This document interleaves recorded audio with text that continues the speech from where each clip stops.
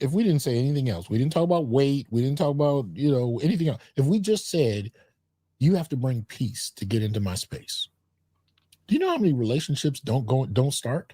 You know what I mean? Just if men just required even just that, it changes the entire experience. If you could just make peace a standard, and you will accept nothing less from any woman that wants to be in your space, watch how quickly your life changes, and watch how quickly, a large population of women will not find people. Just making peace a standard. 1, 2, 3, 4, 5, 6, 7, 8, 9. It's the 10 vocabulary that suits our experiences, is because without the term to make sense of it, we see a lot of stuff happening, but we don't always know how to frame it. You know what I mean? So once you frame it and once you're able to describe it in a certain way, it makes a lot more sense. And now we can be critical of it. And so there's almost no concept that a woman could put her hands on a man or be violent towards men. Yeah. It's a misnomer. One of the vocabulary terms, as you call it, I developed was the black male dual economy. Yeah. And I talk about us essentially as black men living under a different economy for a reason. 9 times out of 10 in a public space, if a man is putting hands on women, other men and women will come attack him. Not just restrain him, attack him. Other men will go fist to fist, toe to toe, and there might be a 3-to-1 jumping off simply because they're trying to prevent this man from attacking a woman. When it's the opposite and a woman is attacking a man, nobody moves. If anything, there have been instances where they'll form a crowd around the couple, and most of the people in the crowd are laughing at the man who's getting hit. See, that's the dynamic. So that's why I call it a dual economy. We live under a different set of rules.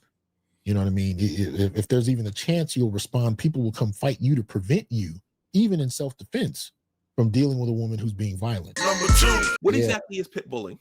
Well, that's just basically when a woman pits a man against another man, right? And we see this in childhood, and then it snowballs into adulthood. You remember when you were in school as a kid, and a girl might say, "I'm gonna go get my big brother," yeah, or "I'm gonna go get my cousins," or whatever. That's pit bullying.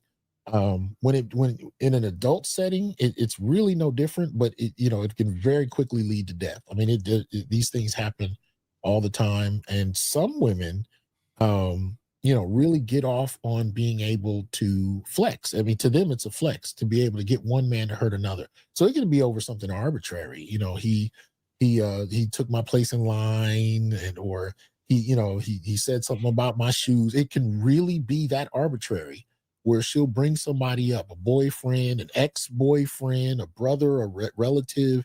He might be out of prison. He might, it doesn't matter. And to me, it doesn't really show much love for the men she's calling either, because there have also been incidents where a woman will call a man to beat up a man she's offended by. Guns are pulled, lives are lost, and she caused it. So if you see a woman abusing her power, right, of being able to call in people to operate on her behalf and bring violence to another person, especially over arbitrary, things. Yeah, that's pit bullying, and that needs to be called out. Yeah, that can happen within families too. Oh yeah. And a lot of men have gone to jail and lost their lives because of that. Yes. Yeah. And she'll go about her way and live her life the way she was going to live it the day before anyway. But somebody's in jail and somebody's dead, and and it really is just a profound loss in many respects. Number 3. Black leashing and blue leashing. Okay. So blue leashing is basically when a woman uses law enforcement. It's somewhat like pit bullying, but instead of calling another man, she's calling in law enforcement. So it might be the police, especially if she calls and makes up a false accusation. He hit me, or he has a gun and he tried to kill me. That she brings the police to operate on her behalf under false pretenses. That's kind of way. Or it could be courts. If you go on to family court and she fabricates a lie that you touched your children so she could get custody, that's a form of blue leashing. She's using law enforcement on her behalf, usually under false pretenses, to have her way at your expense. Black leashing is really, this is actually a term that one of the gentleman in my comment section brought up on the video I posted where I did blue leashing, and he was talking about the use of criminality in crime in that same way, like hardcore criminals being called in. So not not calling your brother to go beat somebody up or the police to go beat somebody up, but if Wow. you have a local gang Yeah. to be, you know what I mean? Black leashing involves actually, instead of law enforcement, you're using criminal entities to operate on your behalf, for as far as a woman trying to attack another man using criminal entities. And again, usually under false pretenses. It's a form of flexing that she can do simply because she can do. If she has those relationships and she's able to do it, I've seen women do it just because it's Tuesday and they like that they could call somebody in to do something. Number 4. Black male andromortality.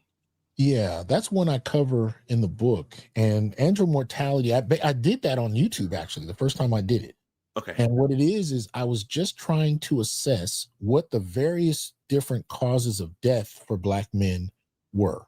And, not causes of death, but the most extreme causes of the highest number of Black male deaths. So what you'll notice in the chapter in the book, what I do is I highlight each and every area that I think is significant in regard to Black male death, cancer, HIV/AIDS, suicide, like you name it. And I list those categories and I give the data that was available at that time in regard to those. That's what that was. It was an attempt to just assess how Black men experience death and what are the leading, issues that lead to our deaths and to what extent. Because I hadn't seen it done anywhere. And I think Black men are such a unique category where we have such a unique experience that it's required. And that's what the goal of that chapter was. So that's what Black andromortality is. It's andro being male, mortality referring to death. What are the issues that we suffer from in regard to death? Usually at much higher rates than other demographics. Number 5. Black gynopodestal family. Can you unpack that a little bit? Oh, yeah, the gynopodestal. So the D should be a T. Basically, what I was acknowledging there was that usually what we find, or what I'm seeing a lot of in this last couple of decades in the Black community, is not just female-led households or single-parent households.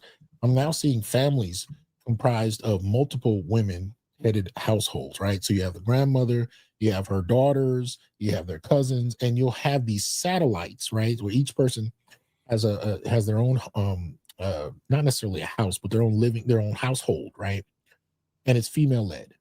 Right. So if you have a family full of women like I did, right, that you got Big Mama's house, your mother's house, your auntie's house, your cousin's house, your sister, each one of these people have their own houses. And usually they're heads of their own households.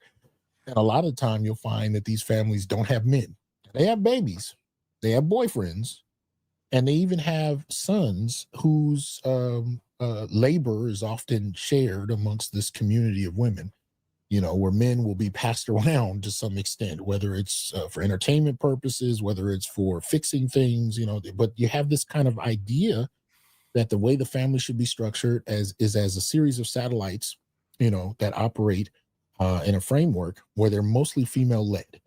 Now, gynopodestal is a kind of adjustment from matropodestal. So matropodestal are matriarchal families where you have that same kind of dynamic. They're women-led households, all under the auspices of a central elder woman.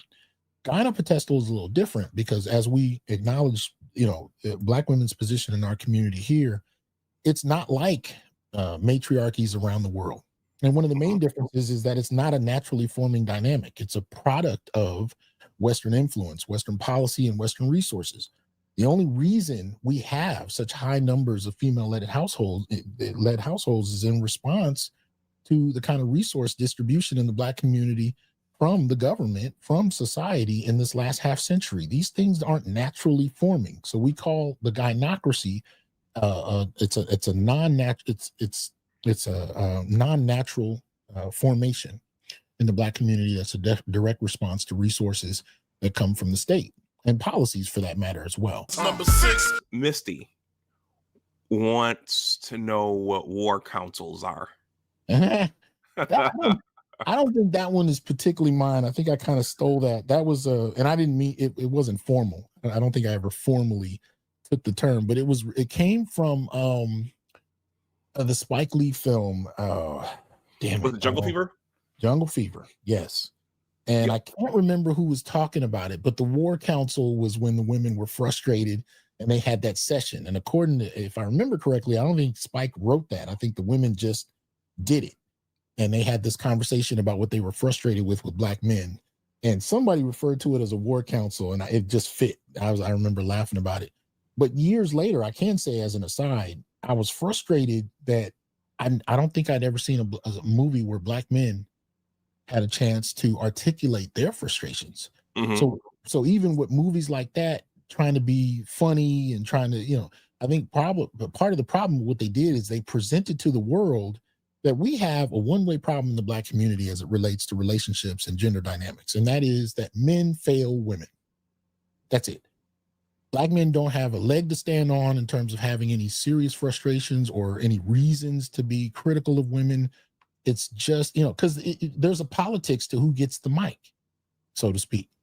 So in a movie like that ends up, making statements about Black relationships, and it's similar with The Color Purple and a number of those Terry McMillan films that came out, who gets the mic in terms of articulating their frustrations is the one that people take seriously. So as far as the world was concerned, between the 80s and 90s, when, in regard to the Black community and relationships, the problem had to be Black men, because the only people we're hearing from complaining about it is women, and they're articulating their issues at length, right? If you watch that war council, they were accusing Black men of colorism. They were accusing Black men they had a list of things they were frustrated about. Is he employed?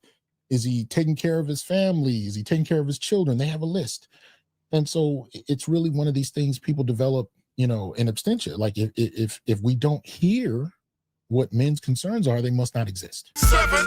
So I'll start with one-way traditionalism. So basically, that's a dynamic we've all been hearing about, especially in social media for years now. Women want men who protect and provide, right? Those were the traditional roles that men provided in a relationship. Well, the traditional roles of women were what? Domesticity, cleaning, cooking, taking care of the household. Women will call that slavery, but they'll still tell you that men should protect and provide as if it's 1950. That's one-way traditionalism. Women have no problem saying they want men to be traditional, but they want women to be whatever the hell they want women to be. Women can have kids, not have kids. They can adopt. They can stay virgins. They can, they can work. They can not work. They can work part-time. They can have businesses. They can just be housewives. Women want the option to do whatever they want to do, but they want to hold men to the 1950s and shame men who question whether or not they should. And I think it's an inevitability that people would question it, because if women were going to absolve themselves of having any static role to play in a relationship, you can't turn around and tell men that they need to be stuck in time. It doesn't work that way. It's like a woven sweater. Once you start pulling that fabric, the whole thing's going to come apart. And women really don't want to accept that when they started pulling from that fabric. You can't ask men to stay in the same place when you refuse to be held accountable in any way. So that's precisely what's been happening. Well, Dr. T, isn't this what's at the root of the 50-50 yes. thing? I'll just call it a thing. Oh, yeah. The 50-50 is looked down upon. You need to be providing 100%. The real difference, though, is, and I said this earlier, women have started to demand those wifely privileges from the first meeting, from the first date. You need to start paying her bills. Well, usually that was reserved for married women, but they want that even earlier. So it's not even traditionalism that they're requesting. It's almost hyper traditionalism that they're asking for men. But when it comes to men asking for traditionalism, it's regarded as oppressive. Number 8. And really in the 80s, when this concept of emotional labor was becoming popular, the idea behind it was a feminist one. It was that only women provide emotional labor in relationships. Men just go to work, come home, and they benefit from women's emotional work, and they're not appreciative of it. They don't reciprocate it. It was this real misandrist kind of take on men's emotional roles in relationships. But what I began to discover was that not only have I been doing this, but a lot of men have been doing it. We were just never told it was emotional labor. When we were listening to all those R&B songs and learning how to treat women and learning to anticipate their moods and learning how to talk to them and get the right kind of emotional response. And then when you're in a relationship and you're reading her moods and how her day went, and you're learning to get around her moods and help get her in a better mood when she's had a bad day. We never were told that was emotional labor. Emotional labor was just something women did. Number 9. The whole concept of Concu-serfs is a bringing together of two basic ideas, the concubine and the serf. And this in many ways has to do with the social expectation of Black men, both in the larger society, but more particularly within Black America. The idea that Black men are not only disposable, but their roles are to serve as sexual concubines as well as serfs, right? Who are really just designed to serve. You lift, bear that tote, so on and so forth. But it's clearly evident in our deaths how we're perceived and how our deaths are often used for everybody's advancement but Black men themselves. And one of the biggest indicators of that is how much policy has been developed in the last few decades to stem the tide of those deaths, right? Very little. Number 10. They're meant to divide us, separate us, keep us in place, but we've been crossing lines for years. At the 1936 Olympic Games, a Black sprinter is the first to cross the finish line, and soon after, a Black woman crosses 2 lines, integrating both women's tennis and golf. These are the stories of those who are told you can't, but do. Those who not only cross the color and gender lines, but lead the way for the next generation. Specific statements made where that was first that a Black sprinter, 1936, made a difference, right? A Black sprinter. But then she went on to talk about 2 Black women, right, that broke the bounds in 2 different sports. Now, this is interesting to me. First of all, the removal, right, of Jesse Owens' gender. That's the first thing that got to me. The removal of his gender, because being a Black male didn't fit the narrative, right, of what counts as, I guess, diversity, right? So he's kind of neutralized. He's made genderless, right, so that we could hyper-emphasize contributions of Black women as far as the Olympics. And the second thing is a little more subtle gesture, right? Like Black men haven't made any contributions to the Olympics since Jesse Owens. This is an interesting kind of statement. Of course, it's narrated, and you see the primary visual figure being a Black woman in that dynamic, in that commercial. And it's interesting to me because especially once you see Xfinity in the Olympics, what you're seeing is the corporatization of what I call flat Blackness, right? This is an investment being made on behalf of gesturing toward Black women and women as a whole, right? Highlighting the contributions of women to the Olympics and Black women in particular, but doing so predicated on the notion of removing Black males' contributions. See, it doesn't have to be a problem. You can celebrate Black women. You can celebrate Black women in the Olympics, but do you have to negate Black men to do so? Does Jesse Owens have to be reduced to a Black sprinter in order for you to celebrate Black women? And are there commercials made to celebrate Black men's contributions? Number 10. Tied to my other approach, my other notion of flat maleness.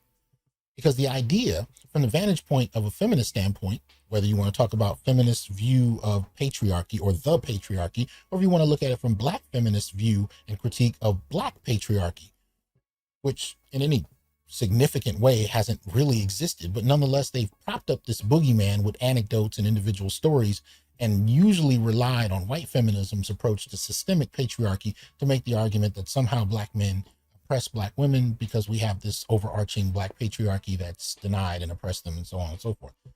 With that, however, comes this notion of what I call flat maleness. And we see it in the commercial. By not acknowledging Jesse Owens' gender, right, you're still fighting the patriarchy. You're still not supporting a quote unquote patriarchal notion. Even though Black men and white men are not the same, nor do they share the same history, the same goals, the same experiences. They don't. We share a category of having penises that does not make Black men patriarchs, whether we like it or not. That's not been the legacy. A big thanks to Big Discussion 76 and Dr. Hasan Johnson. The 19-point Black Male Agenda can be found in the links in the description along with links to both channels. A sincere thank you to these 2 scholars for this conversation, and a special one to Dr. Hasan Johnson himself for the work he has done and continues to do in helping Black men define our reality and existence in this current American project. Thank you.